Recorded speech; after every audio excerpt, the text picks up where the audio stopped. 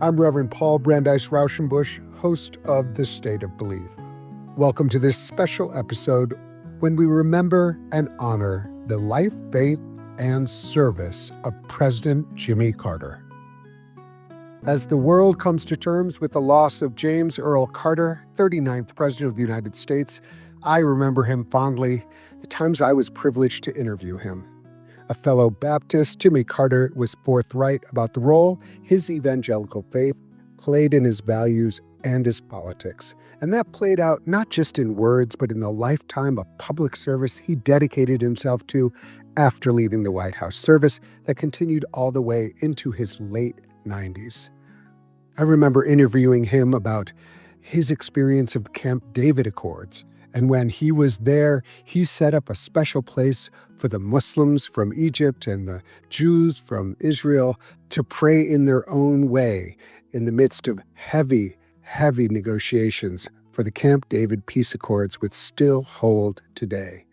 He was also someone who took really seriously the separation of church and state and how it was important that even though he was a person of great faith, he decided he didn't want to bring in his friend and evangelist Billy Graham into the White House because he didn't want it to seem like that was a stamp of a state religion on America, believing in the right for every single person to make their own choices about religion, whether to have one, how to express it, freedom of religion, and as non-establishment of any religion in one place. Sometimes people dismissed him as like a Georgia peanut farmer, but Jimmy Carter was actually a formidable scientific mind, a nuclear physicist who was comfortable at the intersection of science and scripture. There are some who don't want to hear anything about evolution and think that religion has to really fight back against science. How do you approach those passages in the Bible which talk about the act of creation while maintaining a positive stance towards science? Well, Paul, I happen to have an advantage there because I'm a nuclear physicist. I'm a scientist by training and an engineer, and I'm also a deeply committed Christian. And of course, I don't have any doubt in my own mind that that there was a superior being, and what we call God, who created the entire universe. And the United States now, with its most advanced scientific techniques, exploring space and exploring subatomic particles and things of that kind, we're learning new facts every day that the Creator has known, of course, since the very beginning of time. I don't adhere to the Old Testament statements that so-and-so was created 4,004 years before Christ and things of that kind. I think that the modern times have shown that the earth and the stars and so forth were created many years before that, even billions of years before. So as far as the time schedule is concerned, we have to remember that human beings who wrote the scriptures had a limited knowledge of astronomy and so forth. But as far as the creation is concerned and the principles that are expressed in the Bible that apply to our everyday lives, I don't have any problem in believing them. Some would say that the Bible is oppressive to women, and certainly within the Baptist denomination that you were a part of, the move to strip women of the ability to be ordained as ministers in the Southern Baptist Convention. What would you say to those who would point to certain scriptures that women should not teach men or speak in church? What is the way that you resolve that? Well, I separated from the Southern Baptist Convention when they adopted this discriminatory attitude toward women, because I believe in what Paul taught the Galatians, for instance, when he said there is no distinction in God's eyes between men and women, between slaves and masters, between Jews and non-Jews, that everybody's created equal in the eyes of God. So when the Southern Baptists decide to depart from their ancient beliefs and prevent women from even teaching men in seminaries and from serving as chaplains or missionaries or pastors or deacons and so forth, that's when I decided I would rather go with a more moderate version of my Baptist faith. And so I don't have any problem in what I've decided. I don't criticize the ones who disagree with my interpretation. It was thanks to Jimmy Carter that I ended up improbably listed on Snopes.com, the fact-checking website. In a 2012 interview, I asked the former president what many consider a provocative question on LGBT persons. The lifelong Baptist's answer made widespread headlines and was surprising enough that it ended up being fact-checked. Here's that original exchange. A lot of people point to the Bible for the reason why gay people should not be in the church or not be acknowledged as a category. I mean, is that a similar approach for the passages of those? Yes, because homosexuality was well known in the ancient world long before Christ was born, and Jesus never said a word about homosexuality in all of his teachings about multiple things. He never said anything about gay people or should be condemned. And here are a few more minutes from my time with Jimmy Carter, who was universally recognized as one of 2 American presidents to never send U.S. troops into a new military conflict. I tried to apply my religious beliefs when I was in the governor's office and as a state senator and president without being ostentatious about it. One of the things that I emphasized mostly when I was president was to maintain peace. We worshiped the Prince of Peace, and I was determined when I went into office that unlike my predecessors, and it turned out all my successors, I would try to keep our country out of war, and I was able to avoid dropping bombs and launching missiles and firing bullets while I was in the White House. And I did that partially because I had served for 11 years in the Navy before I became president. Jesus says, I am the only way, the way, the truth, and the life. Wrestling with that in the light of the real need for pluralism, how can you remain true to a kind of exclusivist faith claim while respecting other faith traditions? Well, quite often in my Sunday school classes, particularly the last 2 or 3 Sundays since I got back from Egypt, meeting with the Muslim Brotherhood and all, and having known Anwar Sadat very deeply, who was a devout Muslim and who pointed out to me that the Muslims revere Christ, I'm hesitant to condemn other people. I believe that Jesus also taught much more than he did what you just pointed out, that we should not judge other people, that it should be God who judged people. So I'm willing to let God make those judgments in the ultimate time, whenever it might come, or in current events as well. So I think, judge not that ye be not judged is the best advice that I'll follow. And maybe it's a rationalization, but it creates an absence of tension in my mind about that potential conflict. There are many verses in the Bible that you can interpret very rigidly, and that makes you ultimately into a fundamentalist where you think you're better than anybody else, that you're closer to God than other people, and therefore they're inferior to you, and sometimes even they're subhuman people. I think that leads to conflict, to hatred, to dissonance among people, and we should be working for peace.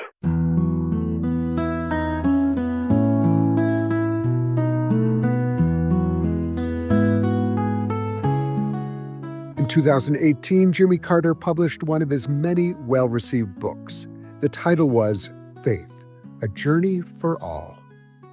The late Reverend Welton Gaddy, who hosted this show with such dedication for so many years, traveled to the Carter Library in Atlanta, Georgia, to record an in-depth conversation, one former Southern Baptist to another. Here are some highlights. When you were in the White House, was there one moment, or maybe more moments I could imagine, when you were aware more than ever of the importance of faith and your critical need for faith at that time? Yeah, I prayed more in that 4 years that I was in the White House than I did any other period of my life. I was really taken aback and shocked and overwhelmed with a need for prayer when I first was elected, before I was inaugurated president. I got a briefing from the military leaders, and they told me about the ravages of nuclear warfare. I had under my control, I won't say exactly how many, it's still confidential, but more than 15,000 nuclear weapons. And Brezhnev, the president of Russia, of the Soviet Union then, had the same. And I was reminded that if we did start a nuclear war, or which applies to every president since then, that we could wipe out every living thing on earth. So I was aware that I had under my control the ability, potentially, of destroying human life. Mm-hmm. And every president since then has shared that responsibility. And so I have prayed during my time, and I have prayed for other presidents as well to refrain from that catastrophic decision. Yeah. What is the relationship between faith and values? We have to accommodate the times that change and welcome change, in a matter of fact. But at the same time, despite those changes that we have to accommodate, we need to cling to principles that never do change. Yeah. Our belief in God, our belief in Jesus Christ, our belief in the truth. I would say that one of the most difficult that our country has faced over a period of couple of generations has been faith in the equality of people in the eyes of God. And that equality struggle has been a very difficult thing for us in the past, with the Civil War and so forth, and we're struggling with it still. And not only in this country, but in other countries as well. So just to realize that we have a responsibility on our own selves of treating other people as equals in the eyes of God.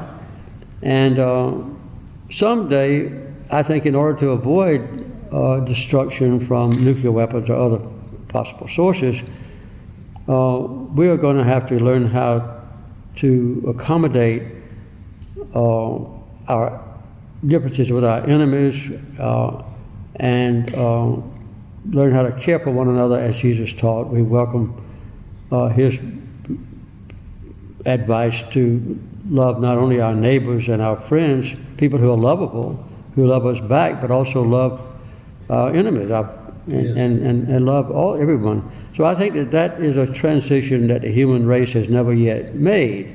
We try to keep those truisms alive, but it's very difficult to put it into practice and to keep it in practice, particularly when you get to the political realm. We're at a really difficult time, as you know. We are. I'm thinking of the word faith and the fact that I meet a lot of people who have lost faith in our government and who are fighting about losing faith with the nation. For our listeners who are very interested, what would you say to them about how to get through this difficult time? I would say that I still have faith in America to overcome that difficulty. You know how in past history we've had faith in letting women have a right to vote, at least white women, and then later after all women. We've had faith in doing away with slavery. We've had faith enough, at least legally, to do away with discrimination against African Americans and others. We still have a long way to go with those. But I think that America has principles embedded in our Constitution which is almost inviolate, but very slight interpretations by the Supreme Court. But I think we have that resilience, and we have a makeup of our population in its diversity or heterogeneity that is reassuring to me, because we inherit genes from our ancestors, almost every one of whom came here on an uncertain future, kind of like Abraham did when he went to the Promised Land. Yeah. You know, and I think that entrepreneurial spirit, or willingness to look at new things and to try new ideas and to resolve difficulties with your own involvement, is what has made America strong so far. And I believe that the problems that we face today, a lot of people think they all happened since 2016, but they happened long before that. The great disparity in income happened long before the last election, and I would say that the mistreatment of poor people have happened long before this. So a lot of our problems are long running, and I still have faith in America and in the integrity of our constitutional principles, and the resilience of our people to overcome any challenge that we see now or that might arise in the future.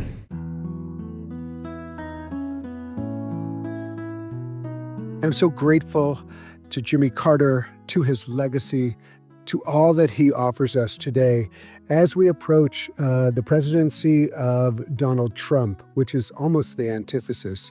And we remember someone who stood by strong values, who understood what religion can be, and chose not to wield it as a sword, but to put it forth as a bridge towards understanding. And we're going into a difficult time right now. I think the presidency of Donald Trump is going to be very harmful to many, many communities, and will be harmful to the idea of a pluralistic, multiracial, multi-religious America. But I think we can hold firm to the ideals personified, exemplified by President Jimmy Carter, and give thanks today for his legacy and all that he has meant to so many of us. And I hope you will be feeling that in your heart and offer whatever prayer or thoughts for Jimmy Carter in these days when we remember his legacy across the country.